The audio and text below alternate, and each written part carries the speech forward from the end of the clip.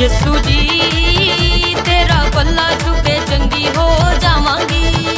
यीशु जी